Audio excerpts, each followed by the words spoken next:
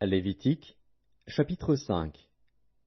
Lorsque quelqu'un, après avoir été mis sous serment comme témoin, péchera en ne déclarant pas ce qu'il a vu ou ce qu'il sait, il restera chargé de sa faute.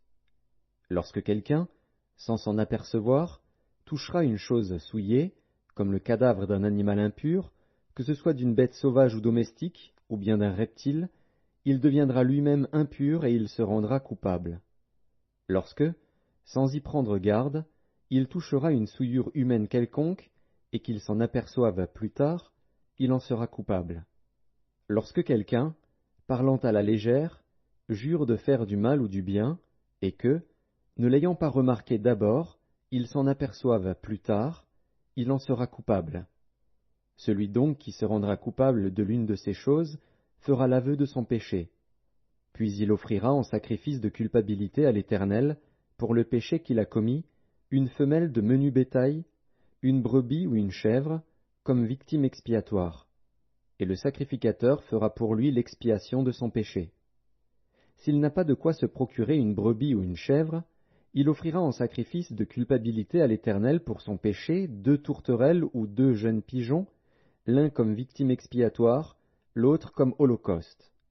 Il les apportera au sacrificateur, qui sacrifiera d'abord celui qui doit servir de victime expiatoire.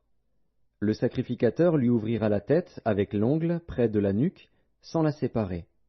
Il fera sur un côté de l'autel l'aspersion du sang de la victime expiatoire, et le reste du sang sera exprimé au pied de l'autel. C'est un sacrifice d'expiation. Il fera de l'autre oiseau un holocauste, d'après les règles établies.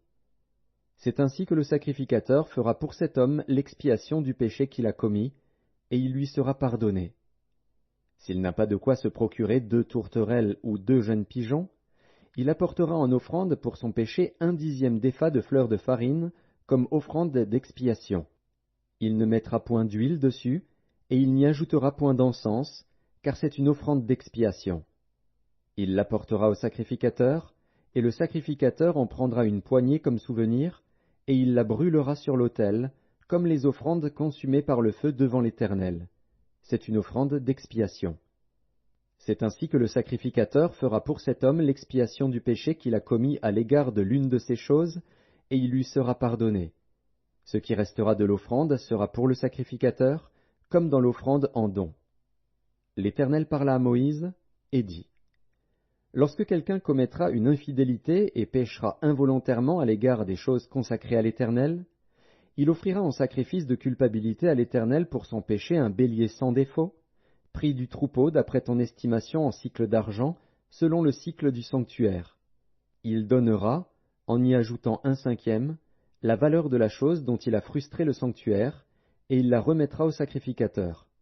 Et le sacrificateur fera pour lui l'expiation avec le bélier offert en sacrifice de culpabilité, et il lui sera pardonné.